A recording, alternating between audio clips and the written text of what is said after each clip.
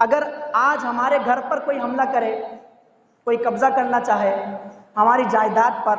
ہماری گاڑی پر، ہماری ملکیت پر، ہمارے بینک بیلنس پر کوئی قبضہ کرنا چاہے تو آپ دفاع کرنا جانتے ہیں، ہمیں آتا ہے کیسے دفاع کرنا ہے، کہاں کا دروازہ کھٹکھٹانا ہے، کیسے دو ہاتھ ہونا ہے، ہمیں سب پتہ ہے۔ مجال ہے کہ وہ کیسے قبضہ کر لے گا، ہم سے جہاں تک ہو سکے گا اپنا مال بچانے کی کوشش کریں گے،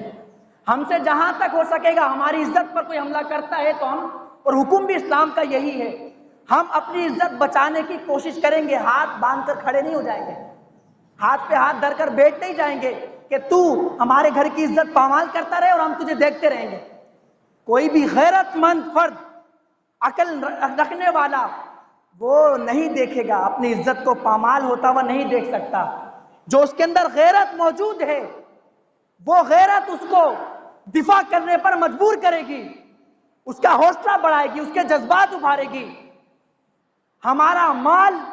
وہ تباہ ہو رہا ہو، ہماری جائیداد پر کوئی قبضہ کر رہا ہو، ہماری غیرت جاگ جاتی ہے، یہاں پر نبی کی ذات پر حملہ ہو رہا ہے، یہاں ہماری غیرت کہاں گئی یہ ہمیں پتہ نہیں چلتا۔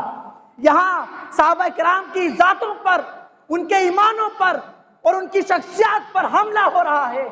آج ہماری غیرت نہیں جاگتی۔ آل بیت اطہار کی شان میں گستاخیاں کی جا رہی ہوں، یہاں ہمارا ایمان کہاں سویا پڑا ہے۔ جاگ جائیے، یہ وقت ہے۔ میں نے پہلے بھی عرض کیا تھا، اگر آج ہم نہیں اٹھتے یہ ہمارا ایمان بھی کہ اللہ نہ کرے ہاتھ سے چلا جائے اور ہماری نسلوں کا ایمان تباہ ہو جائے گا، ہماری نسلوں کا ایمان بچانے والا نہیں ہوگا۔